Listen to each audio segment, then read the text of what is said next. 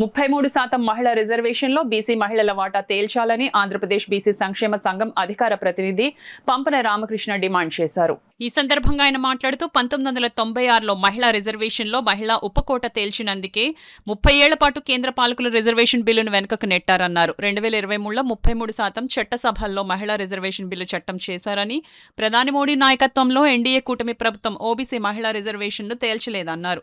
ఎట్టి పరిస్థితుల్లోనూ బీసీ మహిళలకు సబ్ కోటా ఇవ్వకుండా మహిళా రిజర్వేషన్ చట్టాన్ని అమలుపరచడం సరికాదన్నారు. ఈ కార్యక్రమంలో సంఘం నాయకులు పిల్లి సత్యబాబు, పెమ్మాడి వర్మ, పంపన సూరిబాబు, పితాని విష్ణుమూర్తి, బాల మణికంఠ తదితరులు పాల్గొన్నారు. అధ్యక్షులు కేశవ శంకర్రావు గారి పిలుపు మేరకు అన్ని రాష్ట్రంలోని అన్ని కలెక్టరేట్ల దగ్గర కూడా కలెక్టర్ గారు రిప్రజెంటేషన్ ఇవ్వడం జరుగుతూ ఉంది.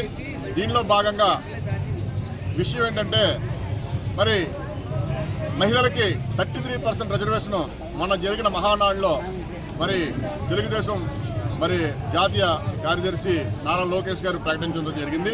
చాలా శుభపరిణామం.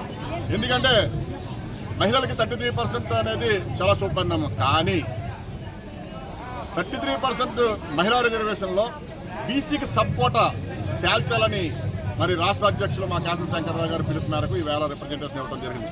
మీకు అందరికీ తెలుసు జనరల్లో బీసీ మహిళలు పోటీ చేయాలంటే స్థానిక స్థాయిలకి ఎలక్షన్ దగ్గర నుంచి అసెంబ్లీ ఎలక్షన్ నుంచి పార్లమెంట్ ఎలక్షన్ వరకు కూడా చాలా కష్టసాధ్యం. ఎందుకంటే అగ్రకులాల్లో ఉన్న మహిళలతో పోటీ పడాలి బీసీ మహిళలు అంటే చాలా చాలా చాలా ఇబ్బంది.